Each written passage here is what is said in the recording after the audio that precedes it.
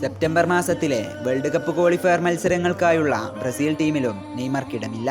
അതെ, തന്റെ കരിയറിലുടനീളം ഒരു നിഴൽ പോലെ തന്നെ വിടാതെ പിന്തുടരുന്ന പരിക്കുകൾ തന്നെയാണ് ഇത്തവണയും വില്ലനായി അവതരിച്ചിട്ടുള്ളത്. ബ്രസീലിയൻ ദേശീയ ടീമിനായി നെയ്മർ അവസാനമായി പന്ത് തട്ടിയത് 2023-ലാണ്. അതിനുശേഷം പരിക്കുകൾ അയാളെ ആ മഞ്ഞ കുപ്പായമണിയാൻ അനുവദിച്ചില്ല എന്നതാണ് യാഥാർത്ഥ്യം. ഓരോ തവണയും പരിക്കുകൾ അയാളെ പിന്നോട്ട് വലിക്കുമ്പോഴും കാൽപന്തിനോടുള്ള അമിത ഇഷ്ടമൊന്നുകൊണ്ട് മാത്രമാണ് അയാൾ പരിക്കുന്ന കനൽ വഴികൾ താണ്ടി തന്റെ വിജയം തേടിയുള്ള യാത്ര തുടർന്നുകൊണ്ടിരിക്കുന്നത്. പ്രിയപ്പെട്ട നെയ്മർ, നിങ്ങളെ സ്നേഹിക്കുന്ന ഒരു പറ്റം ആരാധകർ നിങ്ങളുടെ വിജയത്തിനായി കാത്തിരിക്കുന്നുണ്ട്.